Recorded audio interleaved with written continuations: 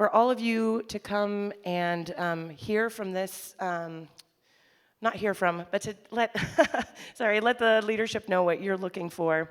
We're going to give everyone some space here to comment. If there's a question or a comment that they hear and there's something they can speak to specifically in their departments, we'll give them time to kind of address the question. But you don't have to. We don't need to fill space, and we can move on to the next person. The way this is going to work is we would love for anybody who would like to make a comment to just come to one of these two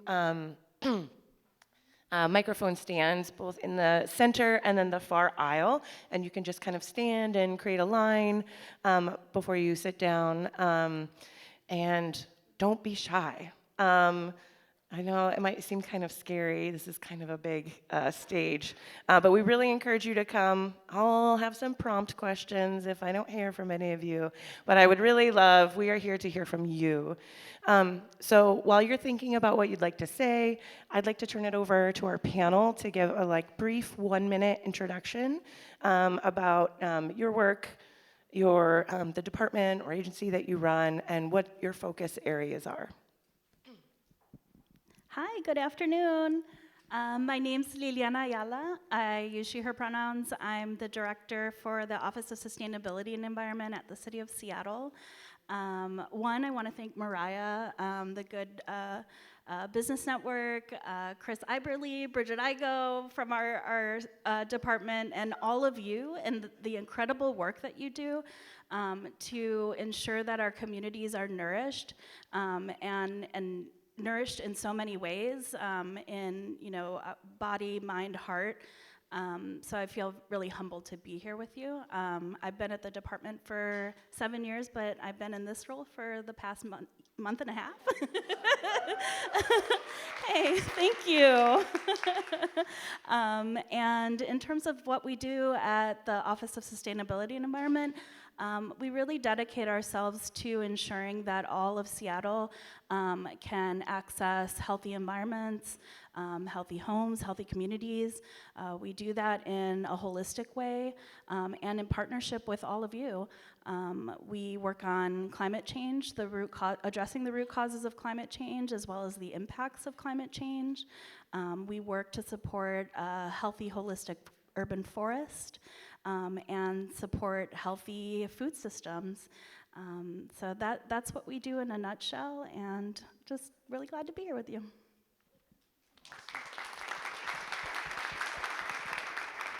I was trying to clap and take the microphone at one time. That was a lot. Thank you all for being here.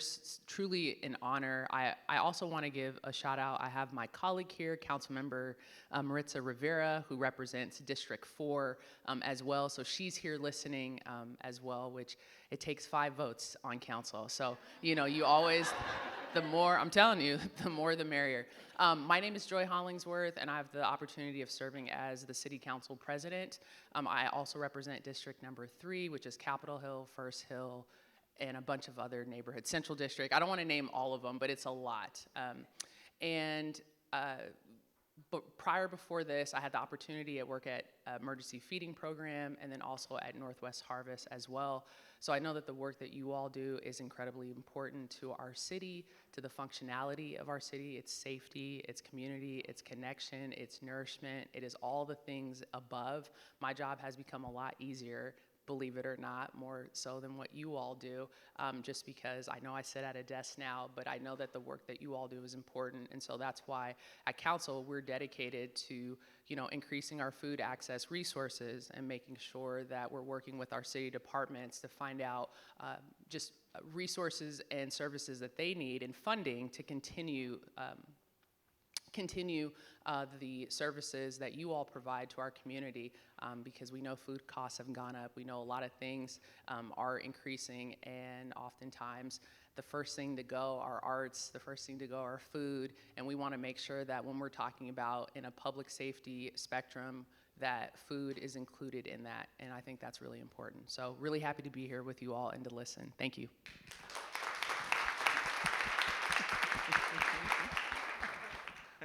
I'm trying. So most importantly, so I'm Rico Kiddingdongo, Director of Office of Planning and Community Development. My most important role is that I am now a constituent of the council president in the donut hole in the Central District. I would like to give a shout out to the fifth row, to Jessica and Philip and Ruan.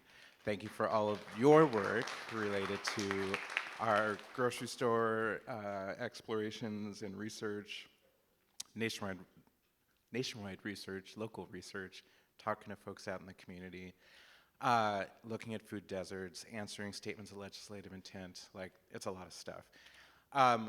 What does our office do? So we have 4 divisions. So we do long-range planning for the city, think comprehensive plan. We do land use policy and strategic initiatives, think industrial and maritime land strategy. We have a community planning, large community planning division, think station area planning, neighborhood plans. And then we also have our Equitable Development Initiative. We have 84 EDI partners doing great work out in community. We are helping them to build generational wealth, grow jobs, own the places that they provide social services out in the community in the ways that only they know how to do. We have a staff of 50. I'm just super excited to come to work every day to be a part of the great work that we are able to do.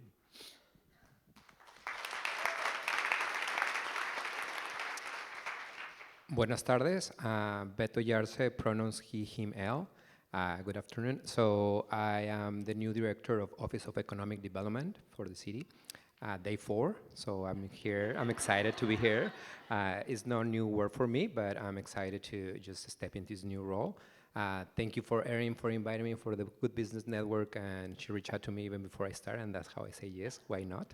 I excited to be with all this wonderful panel, and I'm not new for Office of Economic Development. Before I stepped in this work, I was the Small Business Regional Administrator for Region 10, working for Biden-Harris administration, covering 4 states, Washington, Idaho, Oregon, Alaska, overseeing 1.3 million businesses. And before that, I worked for Ventures Nonprofit, which is a CDFI, a nonprofit organization helping small businesses, building an economy from the bottom to the top. I worked there for 15 years, and I was also a partner of OED for many, many years as a contractor. So again, this is not new work for me, and that's how this opportunity came up. I was super excited, and it's a remarkable opportunity for me to collaborate and support all of you and continue making impact in our community. So in terms of what we do at Office of Economic Development, we lead projects to make investments, to build economic opportunity, making sure that we have a more affordable economy, innovation, growth in our beautiful city of Seattle. And we focus a lot on technical assistant training, coaching, access to capital, innovation, support all these amazing programs that are happening in our city. And for me, it's just like I would love to continue learning of how do we make all these impacts in our community, and we will talk more through this panel. So thank you for having me. Muchas gracias. And I will pass it to the next panelist.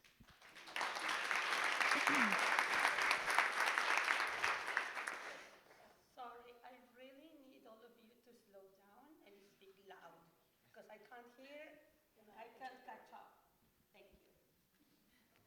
Hey, good afternoon, everyone. Well, it's my pleasure to be here. My name is Katie Rains. I'm with the Washington State Department of Agriculture, she, her pronouns. And in addition to being the food policy advisor to our director for state and federal issues, I am now the director of food systems initiatives in our department. I've been there since 2018. I know a number of my colleagues from our regional markets programs are here today and have been steadfast supporters of the work that's happening here in Seattle and King County. I have had the opportunity since 2020 to help our agency assess what role we're supposed to play during emergencies. And when a public health emergency and a food security emergency intersect, the Department of Agriculture is the agency on deck to manage Emergency Support Function 11. That's feeding people and helping producers. This year, and I'll be quick, but this year we did some work within our department to reorganize ourselves into the Farm and Food Systems Division. So we've got one division within our agency that's entirely non-regulatory that brings together our historic regional markets programs, food assistance programs, international marketing, and specialty crop block grant programs. So all of the types of assistance and resource programs that help producers navigate and help people access food and hunger relief organizations. They all live together so we can focus on how these programs are not just creating powerful individual outcomes, but how do they work together to shape a food system that results in the outcomes we're all looking for. Related to that, this year the legislature just passed on Thursday House Bill 2238, which provides for the development of a food security strategy for the state. And it codifies organizing that happens between a state agency, a city, a county, and the other municipalities around our state that actually, and tribes especially, that need to be cooperating and need to be understanding and supporting each other in order to respond when disaster happens or to make sure that folks have food access every day.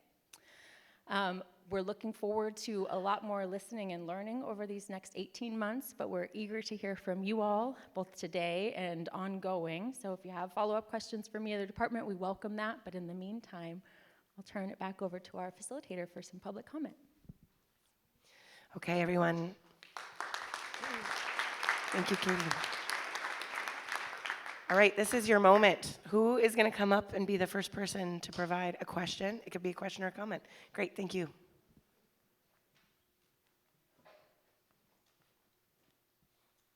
Hello, and hello. My name is Amy Beth Nolte. I am one of the owners of Rainy Day Bees. We have been beekeeping in the city of Seattle and the surrounding areas for over 15 years, and we keep beehives on rooftops and backyards, as well as make local honey. And my first thing is I wanted to say thank you to you all here, and also offer to others. I wanted to share some of the grants that my company has received, and also ask a question of you all. First, we received a value-added producers grant from the USDA, almost $60,000 of equipment that really was able to let our honey processing facility also serve other beekeepers. We're the only USDA certified facility that will harvest other people's honey as well. And a shout out that advocate for more that money to be in the budget again right now. We also recently just had a Seattle Restored pop-up in downtown Seattle. We took over the old Timbuktu store that had been empty for 4 years and transformed it. And as a pretty established business here, we feel like we were really successful in pulling people downtown because we had a big email list and people came down just to come make candles in our little honey store. And that was really amazing. And that leads to my question, which is, obviously we have benefited and I'm very thankful for that. I think there's also a lot of initiatives that are often incubators and for new and young businesses. And so I'm curious, what do you think it looks like to also pour into the established businesses that are here and really still trying to make their way? Does anyone want to take that? Well, I can offer one kind of quick kickoff. So at the Washington State Department of Agriculture, we do have a variety of grant programs. Our local food system infrastructure program has been a big one. Increasingly, we're looking at the types of evaluator outcomes. So we're in our grant programs, it's really not about tenure of organization. It's not about incubation. That's true in resiliency grants for hunger relief organizations. It's really about how clearly can you identify the outcomes that you're looking to achieve in your business or in your hunger relief program. And one of the things in particular for the infrastructure grants is something that you just described, is the opportunities for a single business to really spread those benefits across your supply chain and the businesses that you work with. So we see a variety of ways to kind of keep supporting and incentivizing those collaborative networks and business models.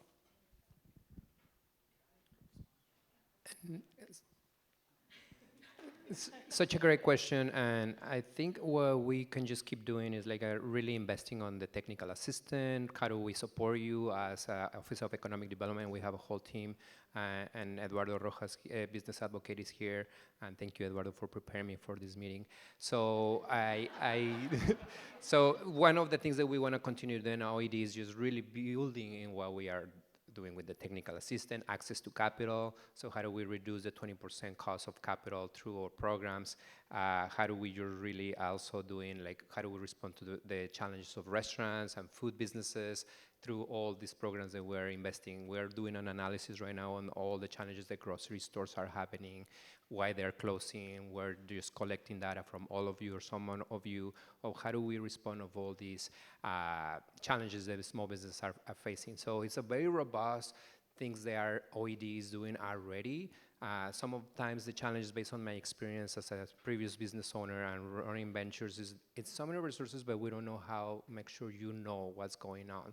So we have email that you can email all of us, and it's oed@seattle.gov, and then we can help you to navigate all those programs to continue making sure that you get access to that. So it's basically my vision is how do we continue doing what we're doing? I'm doing an assessment right now, build on that, and then scale to make sure that you all serve. So that's kind of my 2 cents. You answered everything. I will say this too. I just want to add, I want to give small businesses back their time. And what does that mean? The amount of time it takes you to sweep up your front with all the garbage that's spilled that the city probably should have picked up. Or maybe it is making sure that your window doesn't get smashed, oftentimes, right? Or is it stimulating the economy and providing some positive reinforcement for people to come so that neighborhoods are walkable and coming to your business? I want to give people back their time. Open up that restroom at the park so you're not having to tell people no to come inside. I think those things on a granular level, city basics better, like just doing it better, is what I know that we're really focused on from a council lens, and then everything that Director Yarse said as well, and then Katie Rains too. So everything everyone's going to say up here, I agree with. You shouldn't give me that landscape to lean into.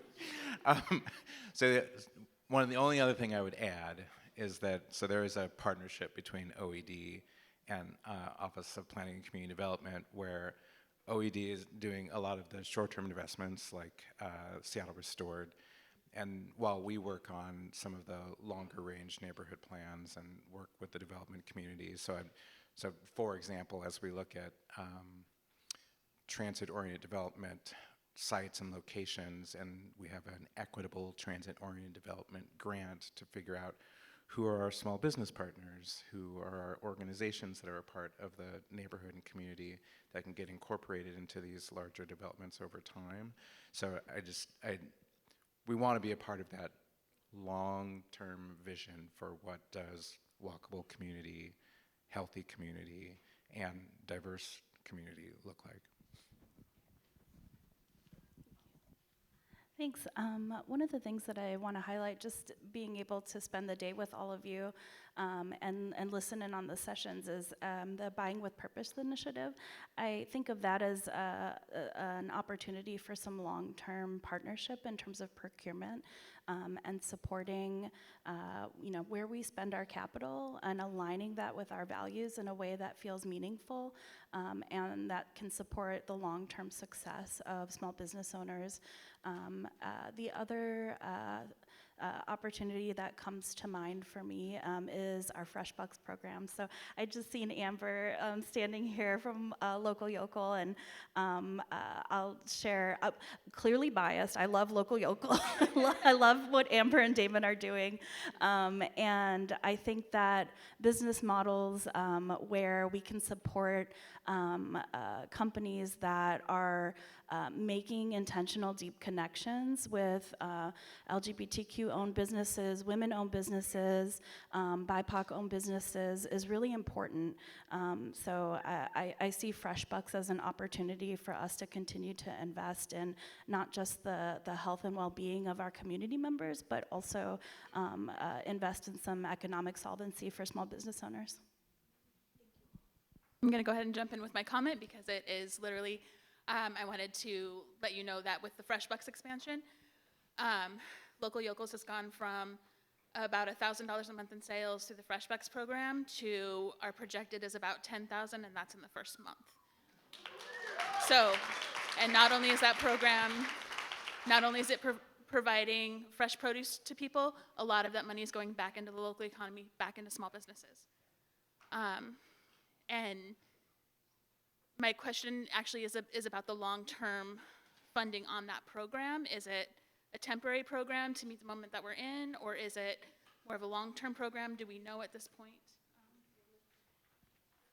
Yeah, I'll share, I don't know the number off the top of my head around how long we've had FreshBucks as a program, but at the city of Seattle, we certainly see the efficacy and the importance of that program. We've been able to, in the last year, get the wait list cleared.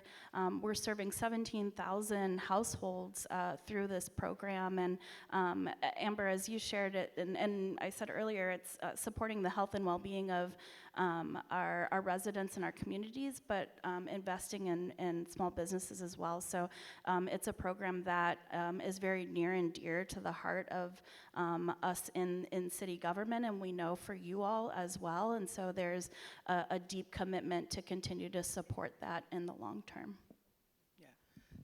The program expansion was huge.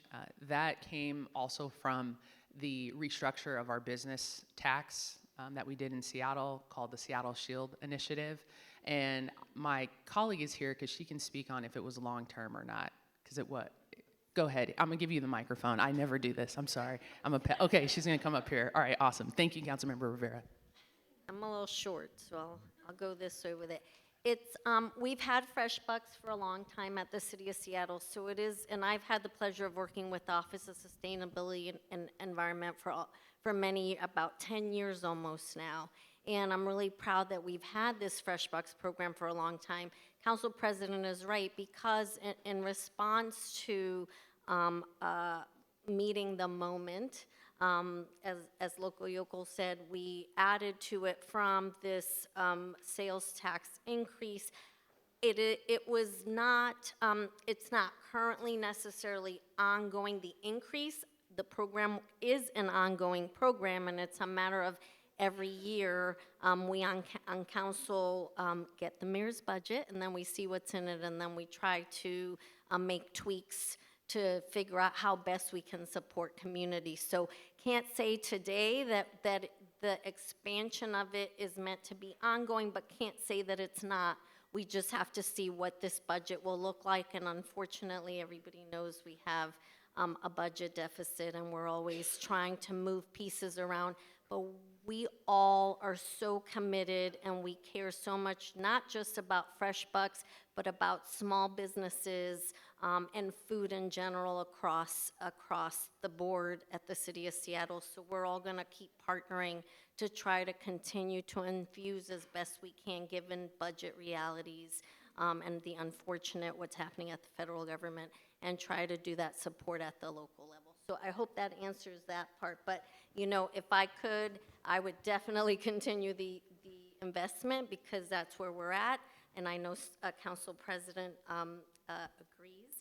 And it's a matter of, can we make it happen? If we can, I know our hearts are there, but can't make the commitment today. Thank you.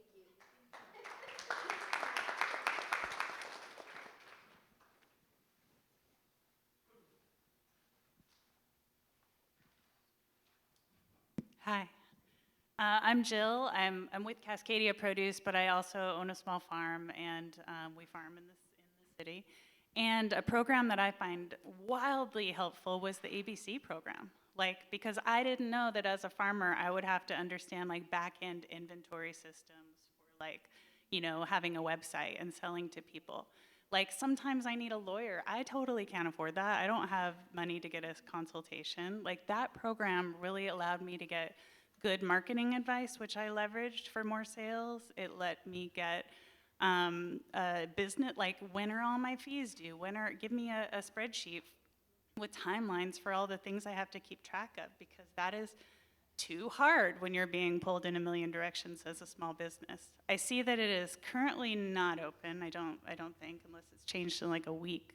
But I found that to be just so helpful for small businesses to give us 30 hours, and I would love to see some things added, like legal advice and just some support systems when you just don't even know where to start. Getting an expert to direct you is everything.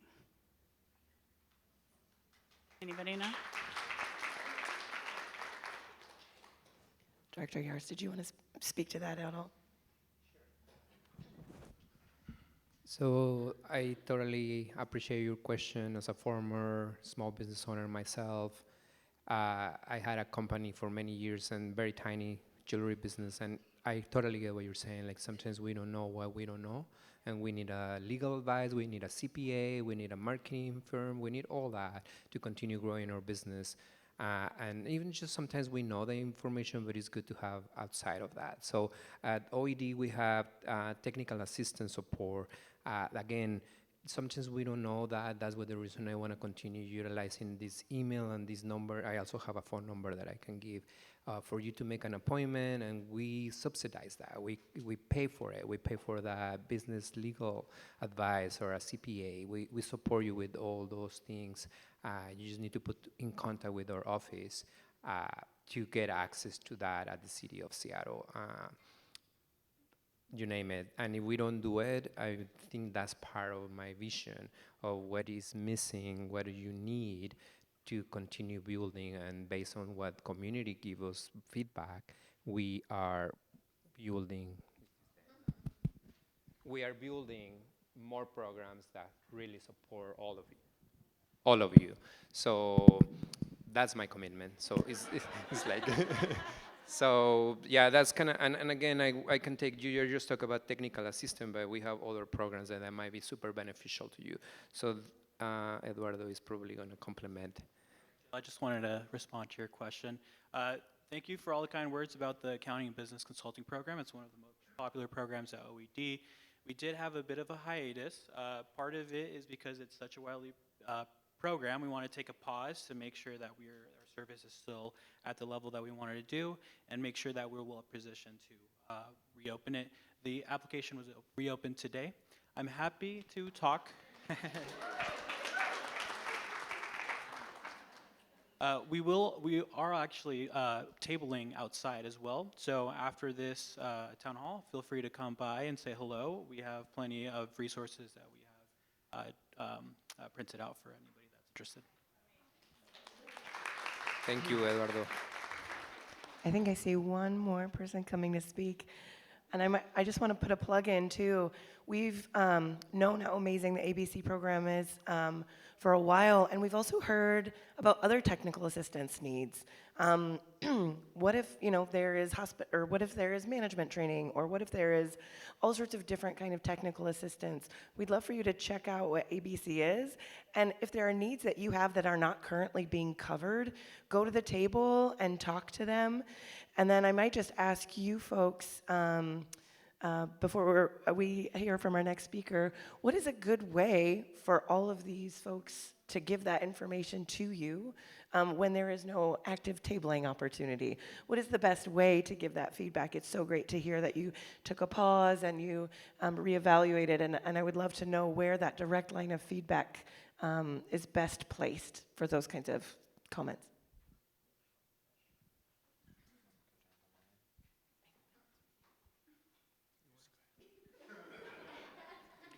Email me. Email me, and then I will pass it on to my team. And we also we've been doing a lot of focus sessions with folks just to hear from you, get from in the trenches, what are best practices, what's going well, what's not going well. If you were going to make an investment in a new space, what would you need to do that? We know that's permanent expediting. We know that's support with your tenant improvement project. So we just want to hear from you. Thank you. There might be a question for all of you as well, which is, what is the best way for the city or the state to get in touch with you? When they have an incredible program like this, one of the things we've heard from many people is that they didn't know the ABC program existed. What's the best way for you all to learn about programs? So just be thinking of that, and if you want to provide those comments, we welcome you to come and provide those comments as well. But I'll give it to the next commenter. You saw that I had the book, so you were like, let me get this out the way. Okay. So My name is Krista. I'm here representing Black Farmers Collective. We are based here in the city of Seattle, right over the Yesler Hill. And then we also have an incubator space out in Redmond. Some of you here on this panel have been supporters, so thank you. I'm also going to offer some feedback in those processes, starting with applications. It would be really helpful if, when you have an application that you're opening up to the general public, all of us folks here, that you think about a process that align, right? Like you're looking at your yield of applicants and you're considering them based on like your budget. Be forthcoming. What is the budget amount, right? Like as you're looking to weed out us, it would be really helpful for us to be able to weed out if this is an opportunity for any one of us. I think speaking on behalf of an organization that uplifts a lot of land stewards across the area, time and money, like they go hand in hand. And so it's really difficult, right, for folks to be able to be like, I know I need to achieve this thing and I want to work in this direction. So as you figure out who you're looking at considering, once you already award your $5, because your budget was $5, how do you consider your next group of folks instead of creating another application where folks on our end are having to be redundant, needing to like put forth something? Economic development, I won't look at you too much because you're new to this role, but just thinking in theory. So at least with our Yes Farm site, I know our founder's always like, it's a farm, and I'm like, my economic lens is like, it's placemaking. So my curiosity is when we think about, right, we think about like our parks and recs, like how do we even think about our farms as being placemaking spaces, right? When we think about what Civic Commons is or what, blue zones are, how do we consider in that same way so that there could be budgeting opportunities available for urban farmers within the city of Seattle? I would also like to uplift with development too. How do we start to think about what community benefit looks like? So again, talking about our Yes Farm site, there's a lot of like cultural relevance, right? There's, I think, internal discrepancies as to like why we were named having access to that farm, and there's a lot of like sentiment to like what that community is, right? And so we have these new high rises that like you just look up, right? And they're right there beside the farm, and we've had some really severe instances of like scaffolding items falling that could have really impaired anyone on that farm. So I'm assuming, like most urban development cities, similar to Seattle, there's probably a community benefit fund. And so I would love to know if there could be an expansiveness on that community development fund or community neighborhood grant fund, so that when a developer's coming in, there's a percentage that they're willing to kick back into the community. And it doesn't mean that has to be spent out right away in that fiscal year, but to build upon moments when there's a need to support, in our case, what we see, and I'm sure this is across Seattle, unhoused members. How are we addressing, supporting them? And then even more critically, and that just occurred in this last fall, the flooding that happened in South Seattle. Another item I'm just going to add, and it's because I see us doing this and doing it well, and we're getting, I think, traction, so thank you to For Culture for supporting us, the USDA as well. We have, at our Small Axe Farm, a universal basic income model. I've spoke with national funders. We are the only in the country that are running that model. So my ask of you all, legislative or council, I'm not sure, legislative folks, wherever you are, please consider thinking about how to create that universal basic income, because what's not spoken about, we hear about the needs, the technical assistance, but from what I've heard personally from other land stewards, BIPOC land stewards specifically, immigrant land stewards, is that their basic needs are not being met, which is exactly why we kicked off that program. So there's a huge need there, and our little quarterly payments aren't suffice for the 8 farmers we're supporting. Thank you.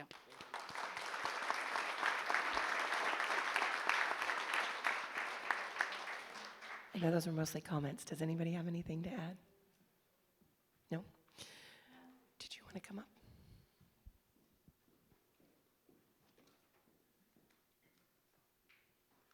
Hello, everybody. I'm Caterina Osorio. I'm working with the Duwamish Valley Sustainability Association. We have a community project with circular economy, and my question is, what is the best way to work together with your organization, our community organization, to go the working to do the project sustainability. And for that reason, the community organization don't have to apply funding again and again and again, because everybody knows the situation now is very, very difficult. And we have a lot of reduced funding. So what is the best way to working together with the community, the organization, the private organization, to be a sustainability every project and maintain in a long term? Thank you.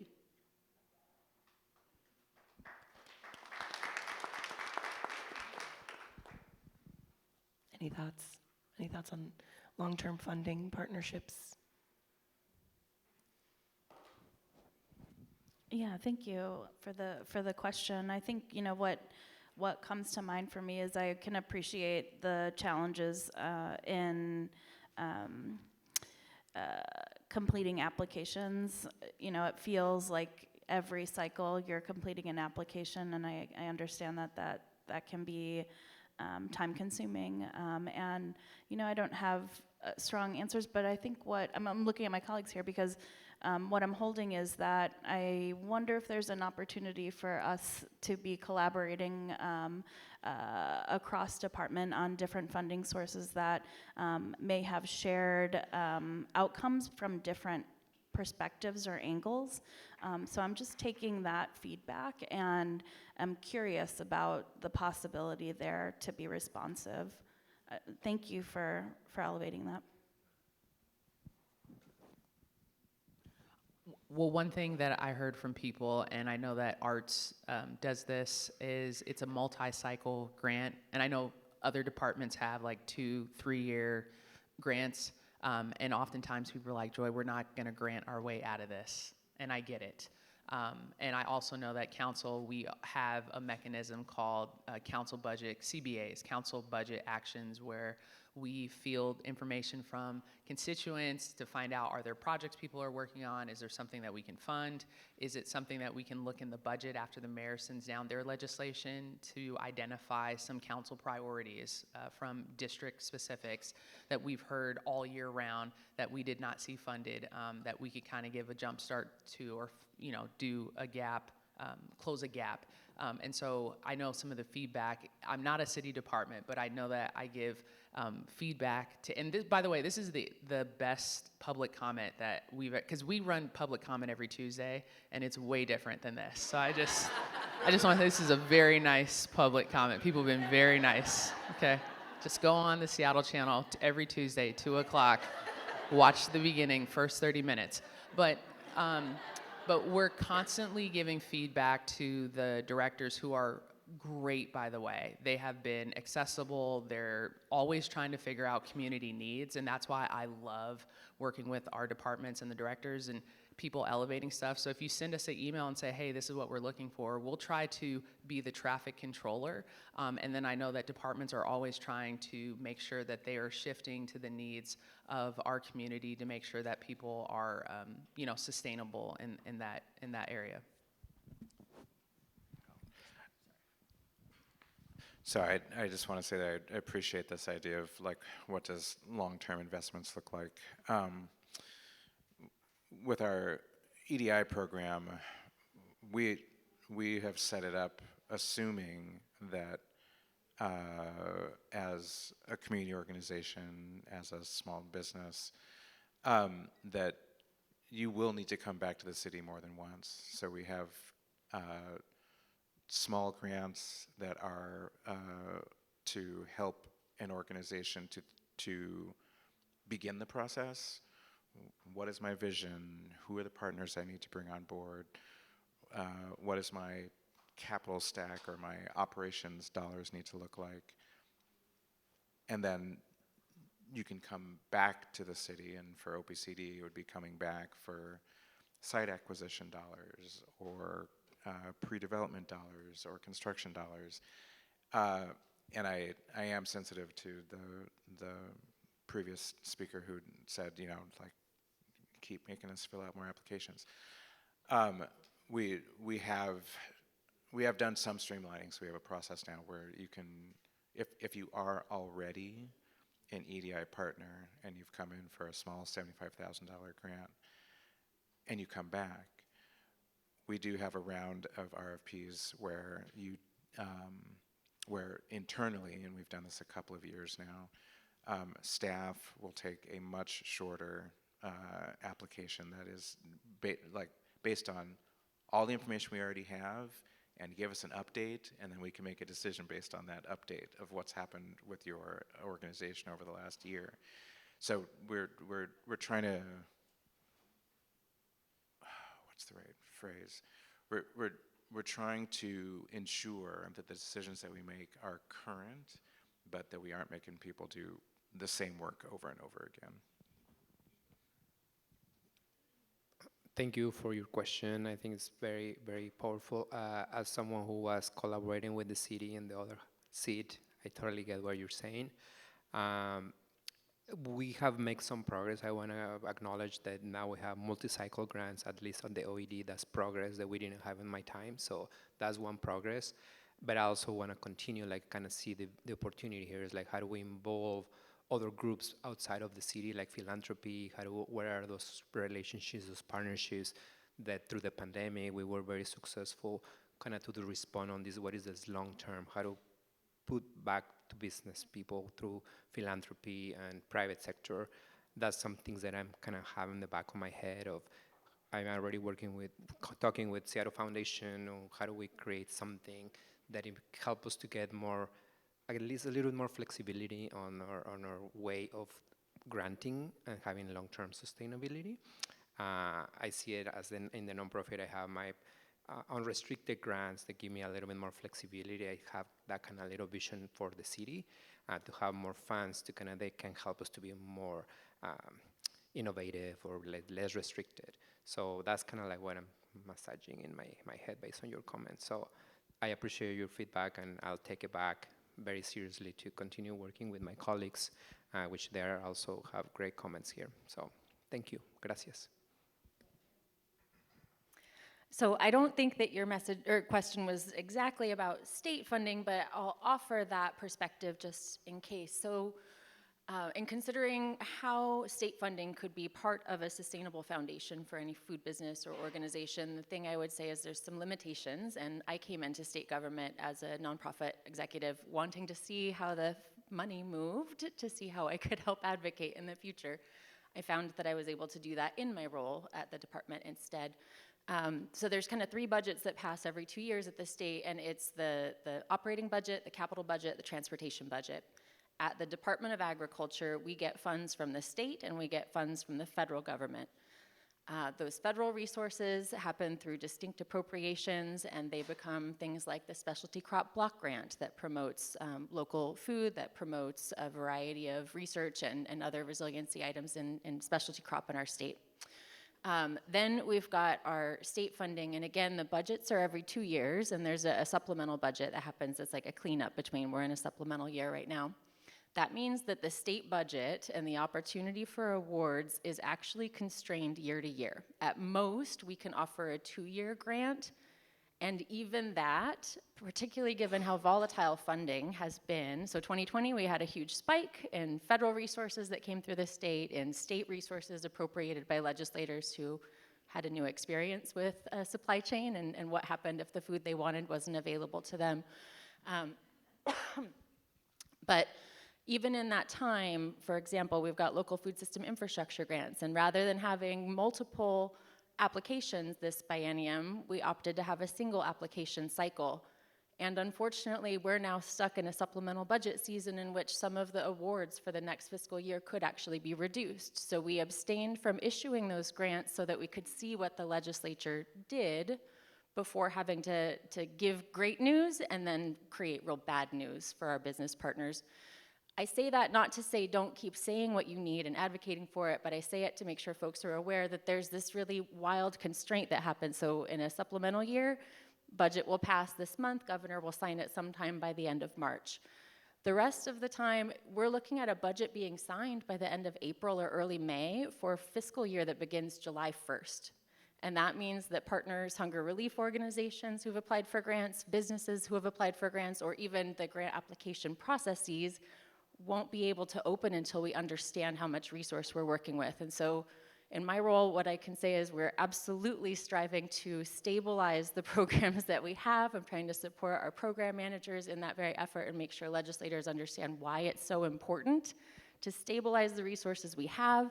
I will also say, for just everyone's awareness, we know, at least at WSDA, that there is also a real challenge in having access to capital for state reimbursement grants, which are the only type of grants that the Department of Agriculture can issue right now. And we have been working with our legal counsel as well as legislators to explore different ways that they can change the statute or write in provisions that allow us to at least upfront a portion of the payment so that businesses are not having to front all the money for equipment or food or staff, et cetera, and then wait 30 days to invoice and another 30 days to get payment. So we're just very aware that that cash flow impact also has a lot of connection to equity and access to capital, and so we're monitoring that, and I welcome you to keep giving that feedback. Anthony, are you next? Are you waiting to comment? Yes, go ahead. And then do you guys want to come over and then just stand in line so we make sure that we're all, thank you. Changing agriculture could transform a major climate problem into a solution while improving resilience, nutrition, and economic prosperity. Research also suggests that climate inaction could cost 22% of GDP. The state's Sustainable Farms and Fields program is pretty budget constrained and has a total of something like 10 cents for each acre of agriculture. But if Washington restaurants used 1%, that would generate 220 times the total amount of funding available, and that's just one example from one industry. So the state could commit to 50% or 100% climate resilient agriculture. State and local governments don't have the budget for this, but market research and my organization's ongoing programs are demonstrating that consumers can afford this and prefer this, actually. This summer, Hawaii became the first state with a similar law. It's a green fee of 0.75% on the hotel industry that will create $150 million a year for regenerative agriculture and coastal conservation. So I guess my question is, would Seattle and Washington policymakers consider working on this kind of program, and what could we in the room do to help set this kind of precedent?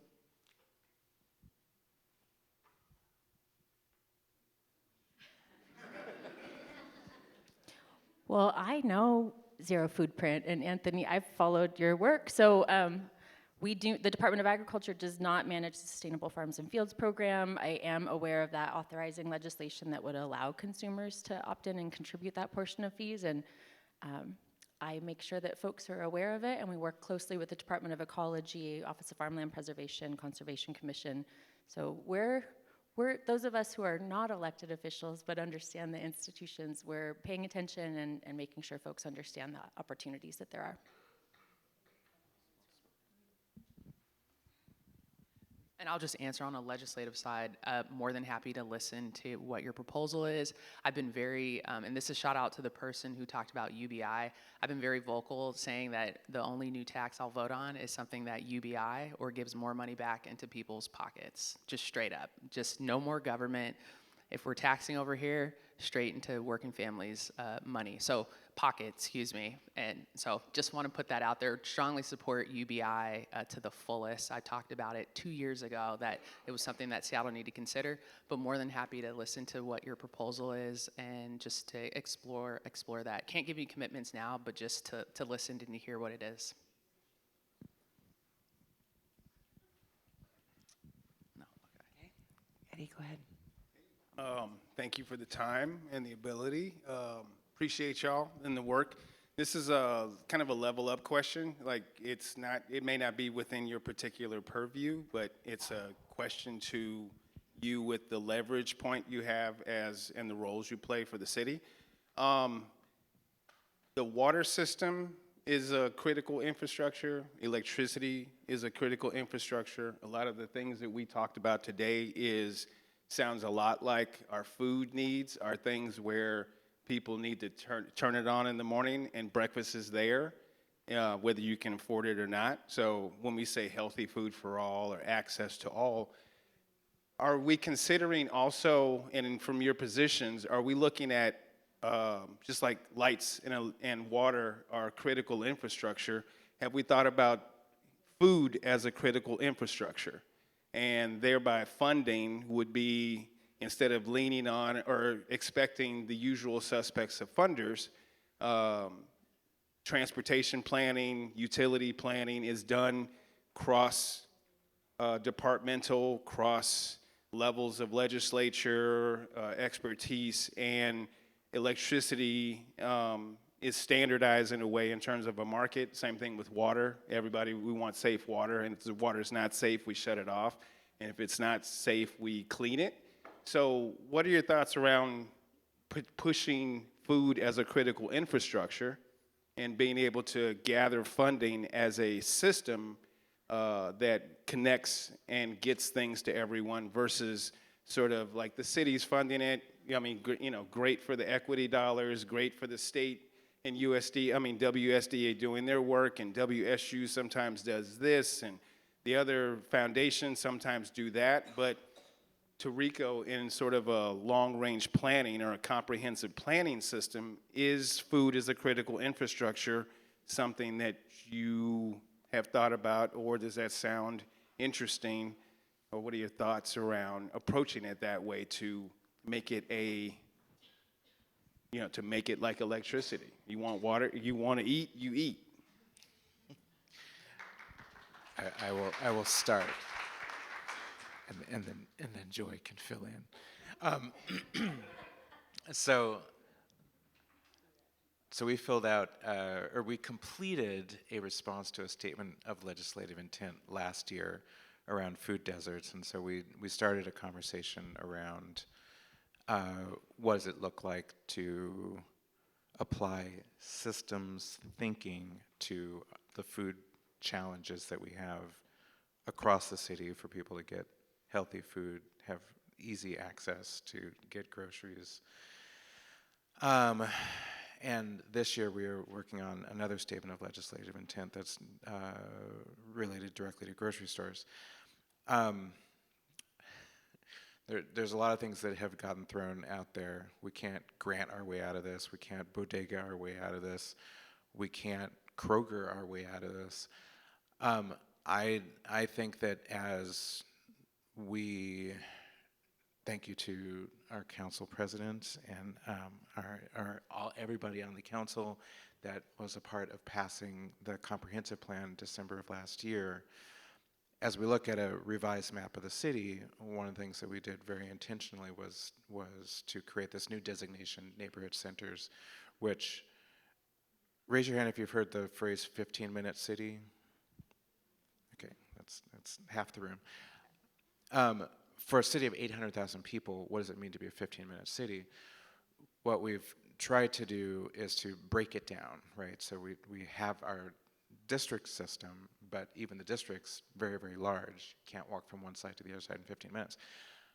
We've created a whole bunch of small neighborhood centers that are focused on small commercial, and the idea that if you have an intersection with small commercial added, close to a park, close to a school, close to frequent transit, if we can invest in those small places, including an 11,000 square foot grocery store that's a part of a new development, how do we begin thinking about, as a public-private partnership, as we make investments in the water system, electrical upgrades for the city, how do we work with the private development community to work with all of you that are a part of our expanded food system for the city to ensure that as new housing developments come online, delivery of food as a system is a part of it as well. What does that healthy food look like? What is it that neighbors in a specific community want or need? What are the enabling actions that the city can take, be it related to permitting, be it related to land use, allowing the use, encouraging the use, so that we can see that there's that investment made, that that new grocery store opens, that it is scalable, that it does provide culturally specific food. And how do we do some matchmaking? Like, how can OED, OPCD, like, say to a developer, hey, so we're working with these 5, 10, 15 organizations that would love to be a part of the development that you are doing. What can you help them to get to yes with you? So I think there's a bunch of different opportunities out there, and so just excited to ideate with all of you.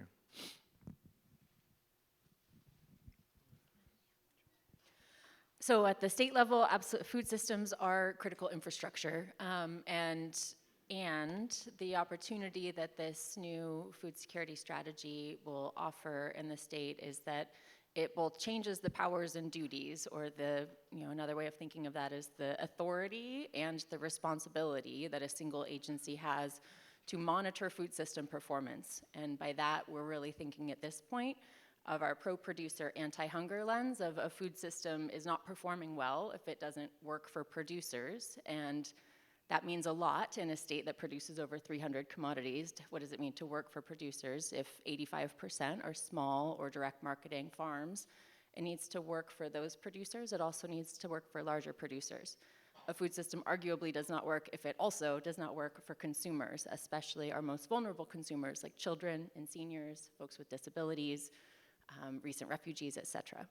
So this opportunity that we have within this bill will give us a chance to really look at food security on a continuum, and the kind of long-term food security in Washington requires that we have producers growing today so that producers and new growers can emerge to take over and steward that land in the future, all the way down to household food security and understanding whose needs are being met and whose aren't and why, and what more can the state or the municipality do to address those needs. Then the opportunity again is that it's the first time that this language of food systems has been codified, and an agency's got a responsibility to do something about that, and that gives us a chance to have conversations with legislators on the Transportation Committee to think more about how we can provide additional supports for all of the aspects of that supply chain that will result in food access and food security.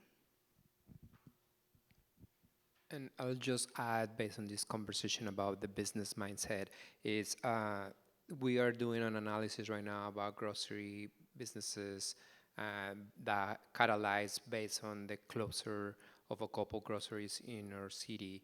And what we are doing is doing this analysis, and what we have here is like the challenges that we see from grocery stores is public safety concerns, the operation cost that is very high, and we are kind of like the city should examine the policy, including permitting. So it's more to come. This is just something that the team is developing on how we are kind of being more efficient with our grocery and supporting those businesses to kind of combine the food deserts and help grocery stores. So that's something is going to be more information coming in, but we have funding that's kind of what we're working. So, thank you. Thank you.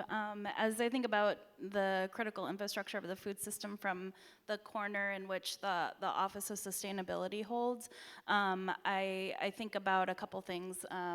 One, I have the executive summary for our food action plan in my hand. Conveniently here, but I share that as a policy office that is working across departments, across the city on a regional scale, on a state scale. We're thinking about the interrelationships and the opportunity to put forth solutions that have multiple benefits. We can only do that if we're working together, and we're bringing our level of expertise and relationships to bear collectively. So the Food Action Plan is a component of that, where we're looking at the system and working closely with all of you, many of you who have informed the strategies that are in this, and part of our responsibility is enacting those strategies strategies, evaluating them for efficacy, updating them. So I just invite, a continued engagement and conversation so that some of the ideas that you all are, chatting about amongst yourselves can come to bear and be reflected in some of these documents. I'll also share this year our office is updating our climate action plan. The aspect of food and the relationship between human behavior and how our behavior has impacted a changing climate, how a changing climate impacts the systems of our ability to access and grow food. That's very much on our minds, and we're experiencing the reality of those impacts now. I mean, all of you are seeing it in terms of changing growing seasons, what produce is able to be harvested and grown, increase of water usage. All of those things are on our mind. And so, from our perspective and standpoint, the food system is absolutely critical. And we're thinking about, how we can enact strategies that reflect, the seriousness of that. And the last thing I'll say is, like, I'm just noting at the state level, the legislative session is grappling with taxing mechanisms as well, and there's been conversation about universal school lunches that are being discussed at the state level. So we'll see, yeah, it's great. Absolutely. We're putting really good energy out there for that to become realized, but I think that absolutely is an indicator of how serious that we're working across the region and from our different corners to ensure that the food system and the infrastructure needed to support the health and well-being of our young people and our families is put front and centered. Thank you. Very powerful. It would be a closer, but we have one more question. I know we're running a little bit late, but I definitely want to give Crystal her time. And so I'm going to keep this going if you don't mind. Yeah, go ahead. Mine's just mostly a quick comment and then one question. Comment, I had the opportunity in the last maybe year and a half to speak on different panels for business districts across the country, and a common theme was folks from different cities were shocked at how supported groups in Seattle were by their local government. So I wanted to point that out because I definitely feel that, and I'm very Pollyanna-ish, so I'm very optimistic. And then secondly, you mentioned about like connecting folks with philanthropists. And our organization had the opportunity, in collaboration with the EDI funding, we were able to get funding to purchase a commercial building. So if we wanted to, which we will, open a small grocery store, we eliminate rent, and it's truly community owned. Are there any known existing programs, I know there used to be something called, I believe, Seattle Venture Partners, where community groups can get connected on one platform with philanthropists or big funders that you all know of? Which is your organization? Oh, sorry, Cultivate South. Thank you. Okay. Well, I was just, Cultivate South Park's awesome. I don't actually have anything to add.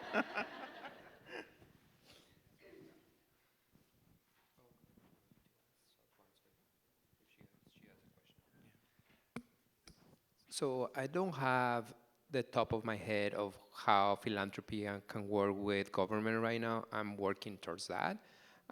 So just stay tuned. I'm trying to again, it's my day 4, and I'm just figuring out things. But I do really feel that we live in a very prosperous part of the country with really good people.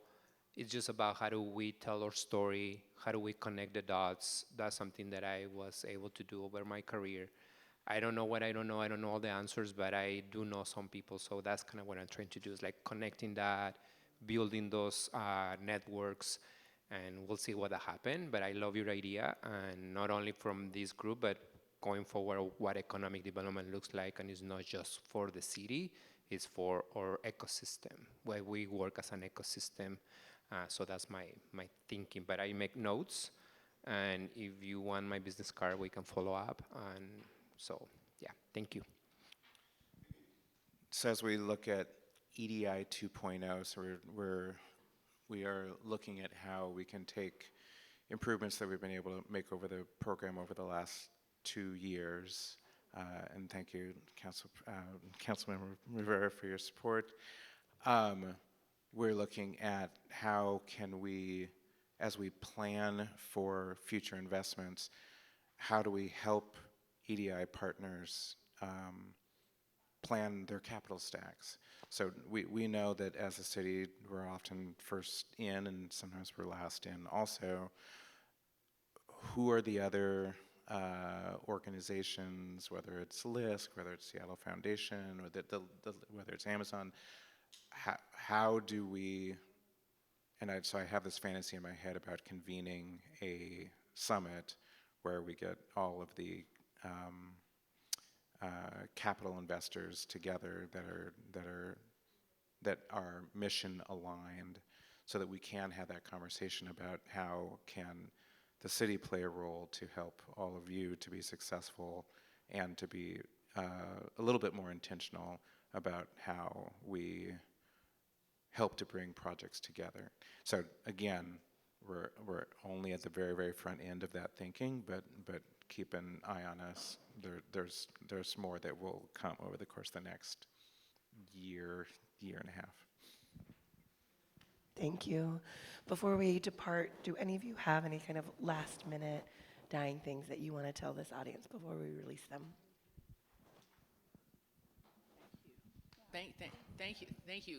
If you, so about the infrastructure thing, the one thing you always need to tell people, which I'm sure you all understand, and every single council member understands this from start to finish: water, electricity, food. Those are energy sources for people and our planet and our animals, our whole system. You constantly tell people that. That is basic infrastructure needs. Every single council member will tell you that same thing. They understand it.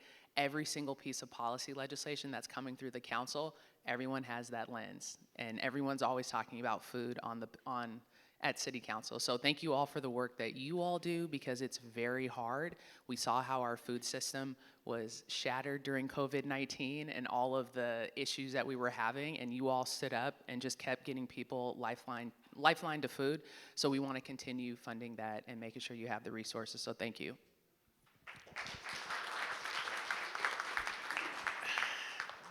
So my wife was an organic farmer for 15 years on the peninsula, and I had the good fortune of being able to be on the Pike Place Market Council and the council president for, I think it was 4 years.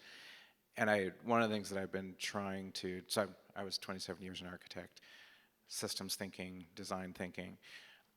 I've been trying to figure out how to take the system that Pike Place Market has, which allows lots of small businesses to be successful and large businesses to be successful, and to have a series of social services that are all part of that large campus in the middle of the city. How do we do that? How do we scale that? How do we do that as a whole city?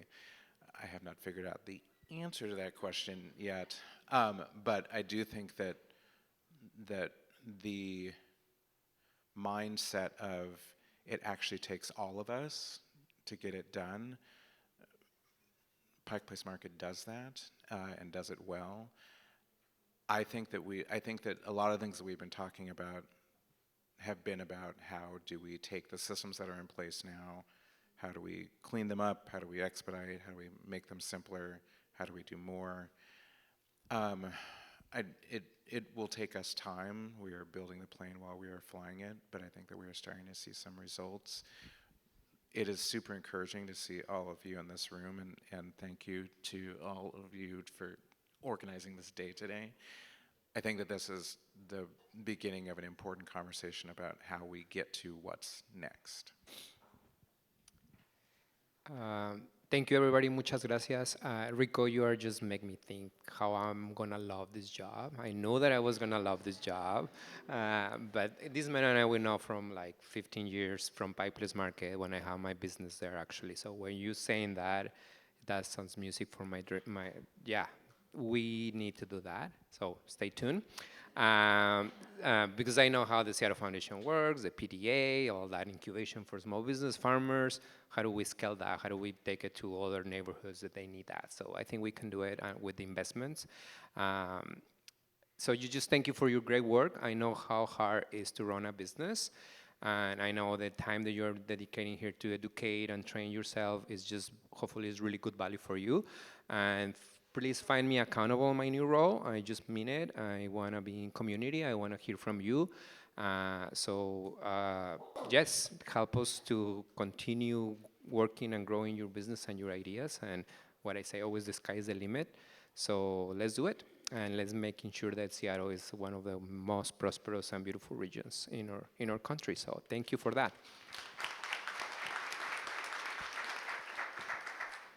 Well, I've heard a fair amount today about systems thinking, and that's part of my background and interest as well, and part of what we're trying to bring to the state level.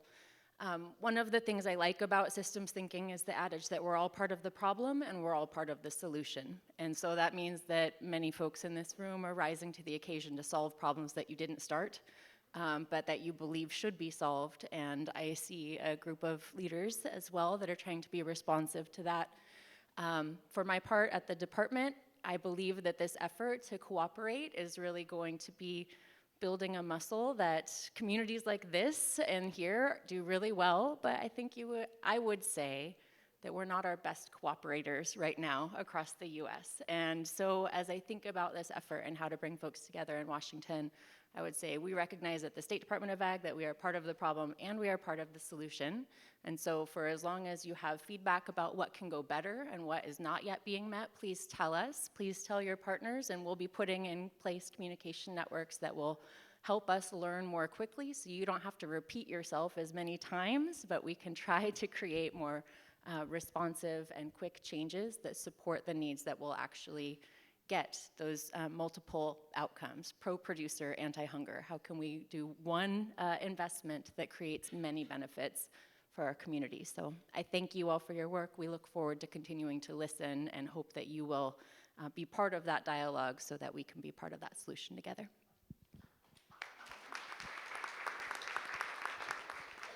I want to echo the gratitude that's been shared with all of you. Throughout the day, I heard a lot of personal stories about inspiration. I've heard about folks, starting businesses or deciding to grow food to make somebody else's experience a little bit more better. I just want to encourage the optimism and the hope. It's hard out in these streets, and you all are working so diligently towards a vision for a better future for ourselves here in this room and for future generations. And I think that's really hopeful, and it's inspiring and so, so important. A vision for a better today and tomorrow is what keeps us accountable to the commitment that we have in systems change and policy work. So I'm just really grateful for you all. Thank you. And I echo the gratitude. Thank you all for joining us today. Thank you for your questions and your comments and your feedback. Now is the time when we go get to taste lovely, wonderful things from all the producers. I shouldn't say all the producers. Nearly 50 producers in our region, out those doors to the right and in Harbor. I encourage you to connect with the folks that you want to talk to and follow up with, to network, to be in community. And my final parting thing is what I opened with, which is let's build together. So thanks everyone for being here.